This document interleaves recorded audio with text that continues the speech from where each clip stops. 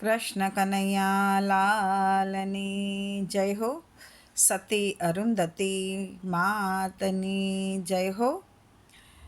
ધર્મભૂમિ ભારતની પવિત્ર ભૂમિ પર સમયે સમયે અનેક સતી સ્ત્રીઓ અને પતિવ્રતા નારીઓએ જન્મ લીધો છે. પતિવ્રતા નારીનો પ્રભાવ એવો જ હોય છે કે જો કોઈ દુષ્ટ વ્યક્તિ તરફ તીક્ષ્ણ દ્રષ્ટિ ફેંકે કે ક્રોધાયમાન બનીને શ્રાપ આપે તો તેનો ધનોત્પનોત નીકળી જાય છે, તે ભસ્મ થઈ જાય છે. યથા ગંગાવગાહેન શરીરમ પાવનમ ભવેત તથા પતિવ્રતામ દ્રષ્ટવા સકલમ પાવનમ ભવેત. જેમ ગંગાના સ્નાનથી શરીર પવિત્ર થઈ જાય છે, તેમ પતિવ્રતા સ્ત્રીના દર્શનથી મનુષ્યના મન ઇન્દ્રિયો સર્વે પાવન થઈ જાય છે. પતિવ્રતા ધર્મને પાળનારી અને પ્રભુનો દ્રઢ આશ્રય કરનારી અબળા નથી પણ સબળા છે. પતિવ્રતા સ્ત્રી પોતાના પતિવ્રતા ધર્મના પ્રભાવથી લોકાંતરમાં ગતિ કરનારી અને અશક્ય કાર્યને પણ શક્ય કરનારી દેવદર્શનીય બને છે. પતિવ્રતા સ્ત્રીને દેવ દાનવ કે કરાળ વિકરાળ કાલી પણ અધર્મયુક્ત કરવાને સમર્થ થતો નથી. ન ગૃહં ગૃહ્યમિત્યાહું ગૃહિણી ગૃહમુચ્યતે ગૃહં તો ગૃહિણો હીનં મરણ્યમ સદૃશમ ભવેત. ઘર એ ઘર નથી, પણ સ્ત્રી એ જ ખરું ઘર છે. સ્ત્રી વિનાનું ઘર તો સ્મશાન તુલ્ય છે. આ સંસારમાં સ્ત્રી એ જ ઘરનું ભૂષણ, સુખ દુઃખની ભાગીદાર અને સાચી સહચારિણી છે. આથી જ તેને અર્ધાંગના કહી છે. પતિવ્રતા નારીરત્નોમાં અજોડ સતી શિરોમણી અરુંધતીની ઉત્પત્તિ મહર્ષિ મેઘાતિથિના મહાયજ્ઞમાં અગ્નિકુંડમાંથી થઈ હતી. ધર્મપરાયણ આ બાળા બાલ્યાવસ્થાથી જ કોઈ દિવસ ધર્મનો અવરોધ ન કરતી. આથી તેણીનું નામ અરુંધતી રાખવામાં આવ્યું હતું. ચંદ્રભાગા નદીના તટે મહર્ષિ મેઘાતિથિનો અનુપમ આશ્રમ હતો. આ આશ્રમનું નામ હતું તાપસારલ્વ. અહીં કુમારી અરુંધતીનો સુબદ્ધ સર્વાંગી ઉછેર અને લાલન પાલન કરવામાં આવ્યું હતું. પોતાની 5 વર્ષની નાની વયે આ બાલિકાએ પોતાના સદ્ગુણોથી સારાએ આશ્રમને મંગલમય અને પવિત્ર કરી દીધો હતો. એક વખત બ્રહ્મા મહર્ષિના આશ્રમમાં પધાર્યા. એમણે સૂચન કર્યું કે આ બાલિકાને સતી સાધ્વી સ્ત્રીઓના સાનિધ્યમાં રાખીને શિક્ષણ આપવું જોઈએ. માટે સાવિત્રી અથવા બહુલા પાસે તેને રાખો, તેથી તે સકલ સદ્ગુણ ગુણાકૃત બનશે. ચતુરાનનની આ આજ્ઞાની અનુસાર પોતાની વાલસોઈ કન્યાને મહર્ષિએ સૂર્યલોકમાં સૂર્યમંડળમાં સ્થિત પદ્માસનમાં વિરાજમાન મહાસતી સાવિત્રી દેવીની સમીપે લઈ જઈને દેવીના દર્શન કરાવ્યા. આ વખતે બહુલા, સરસ્વતી, કુપદા વગેરે પણ ઉપસ્થિત હતા. મહર્ષિ મેઘાતિથિએ સર્વ દેવીઓને પ્રાર્થના કરી અને કહ્યું, દેવીઓ, આ મારી કન્યા અરુંધતીને આપ ઉપદેશ આપો અને આપના સાનિધ્યમાં રાખો. બ્રહ્માજીએ આ પ્રકારનો આદેશ આપ્યો છે. મહર્ષિ, તમારી પુત્રી ઉપર ભગવાન વિષ્ણુની અસીમ કૃપા છે. પૂર્વજન્મમાં આ કન્યા બ્રહ્માજીની માનસી કન્યા કુમારી સંધ્યા હતી. આ જન્મે આ કન્યા તમારે ત્યાં સહેતુક અવતરી છે. તેને લીધે તમારા કુળનું તેમજ સમગ્ર સંસારનું કલ્યાણ થશે. મહર્ષિ કન્યાને મૂકીને વિદાય થયા. સાવિત્રી અને બહુલાની સેવામાં રહીને અરુંધતીએ શિક્ષણ પ્રાપ્ત કર્યું. અરુંધતી ઉંમરલાયક થઈ ત્યારે સાવિત્રીએ બ્રહ્માને પ્રાર્થના કરી કે તે વિવાહ યોગ્ય બની ગઈ છે. બ્રહ્મા, વિષ્ણુ અને શિવ અને મહર્ષિ મેઘાતિથિ તથા નારદજી વગેરેએ મહર્ષિ વશિષ્ઠના આશ્રમમાં પ્રયાણ કર્યું. મહર્ષિ વશિષ્ઠ તે માનસ પર્વતની કંદરાઓમાં સમાધિસ્થ હતા. તેમના મુખારવિંદમાંથી સૂર્યની માફક કિરણો નીકળી રહ્યા હતા.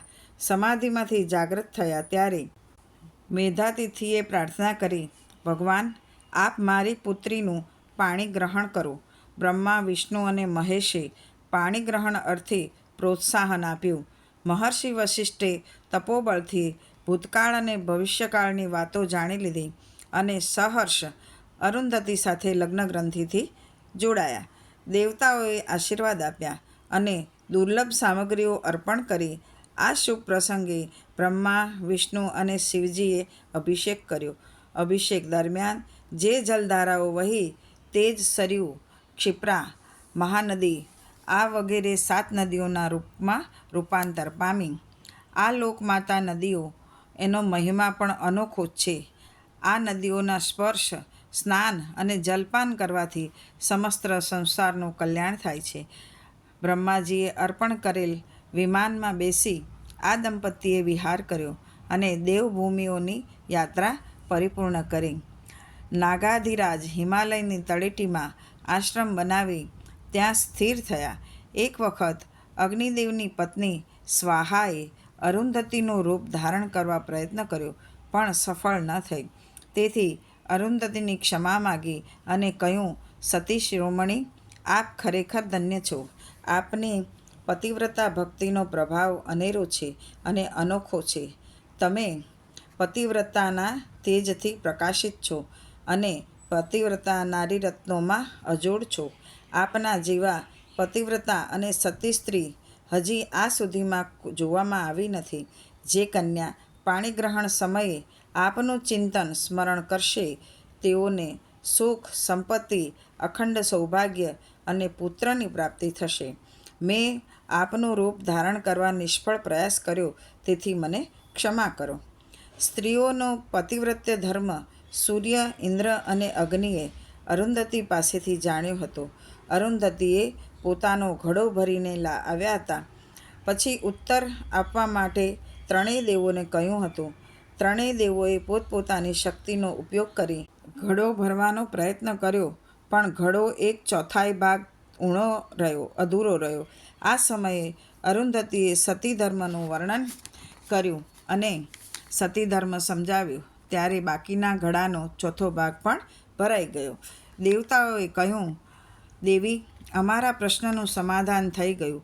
આપે સતી ધર્મનો મહિમા અને ઐશ્વર્ય સમજાવ્યું છે, તેથી અમે કૃતાર્થ બન્યા છીએ. એટલું કહીને મહાસતી અરુંધતીના ચરણોમાં મસ્તક ઝુકાવી પોતાના નિવાસસ્થાને વિદાય થયા. સમગ્ર ભારતના વિવિધ ભાગોમાં તે સમયે મહામુનિ વશિષ્ઠ અને અરુંધતીના આશ્રમો વિદ્યમાન હતા અને આ દંપતીના મહિમાનું વર્ણન વિવિધ શાસ્ત્રમાં પણ ઉપલબ્ધ છે. મહામુનિ વશિષ્ઠ સૂર્યવંશી રાજાઓના એકમાત્ર ગુરુવર્ય હતા. અરુંધતીએ અયોધ્યા નગરીમાં પોતાના પતિની સાથે વર્ષો સુધી રહી અનેરી સુવાસ ફેલાવી હતી. સીતા સમાન વંદનીય સ્ત્રી બીજી કઈ હોઈ શકે? આ વંદનીય અને પૂજનીય સીતાજીએ પણ સતી શિરોમણી અરુંધતીના ચરણોની વંદના કરી છે. આ સતી શિરોમણી અરુંધતી આજે પણ સપ્તર્ષિ મહામંડળમાં અસ્તિત્વ ધરાવીને પોતાના પવિત્ર પતિવ્રત્ય તેજથી જ્વલંત રીતે ગગનમંડળમાં ઝળહળી રહ્યા છે.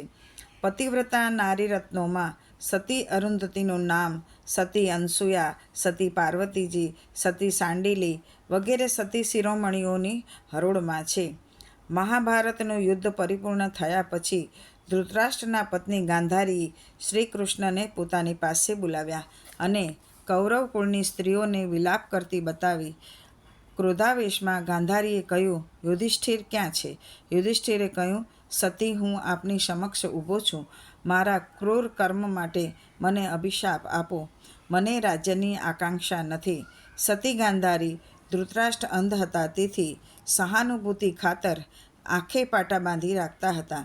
ગાંધારીની દ્રષ્ટિ આંખોના પટ્ટામાં તેના હાથના નખ ઉપર પડી કે તરત જ નખ લાલ ચોળ બની ગયા. આ દ્રશ્ય નિહાળી અર્જુન શ્રી કૃષ્ણની પાછળ સંતાઈ ગયા.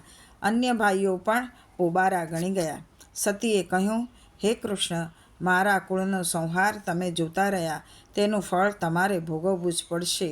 હું મારા પતિવ્રતાના સંચિત પુણ્યના પ્રભાવથી તમને શાપ આપું છું કે 36 વર્ષ પછી તમે તમારા કુળનો સંહાર નિહાળશો અને કૌરવ કુળની સ્ત્રીઓ રુદન કરી રહી છે તે જ રીતે યાદવ કુળની સ્ત્રીઓ પણ રુદન કરશે. આ છે મારી પતિવ્રતા ભક્તિનો પ્રભાવ. આ રીતે સતી અરુંધતી પણ ગાંધારીની માફક પતિવ્રતાના પ્રભાવને લીધે ગૌરવશાળી સતી શિરોમણી હતા. ભારતીય નારી જો સતી શિરોમણી અરુંધતીની જેમ પતિવ્રતા ધર્મનું પાલન કરે તો એના કુળનો ઉદ્ધાર થઈ શકે છે અને સૌનું આત્યંતિક કલ્યાણ પણ થાય છે. આમ સતી સ્ત્રીઓનું ભારત દેશમાં બહુ માતમ છે. દરેક પતિવ્રતા સ્ત્રીઓને પ્રણામ. આપણે ત્યાં એક શ્લોક પણ છે, અહલ્યા દ્રૌપદી સીતા તારા મંદોદરી તથા પંચકાનામ સ્મરે નિત્યમ મહાપાતક નાશની. આ સતી સ્ત્રીઓ છે, એને એમના ચરણોમાં કોટી કોટી પ્રણામ સાથે આ કથાને વિરામ આપીએ છીએ. બોલો કૃષ્ણ કનૈયા લાલની જય હો. સતી સ્ત્રીઓને કોટી વંદન.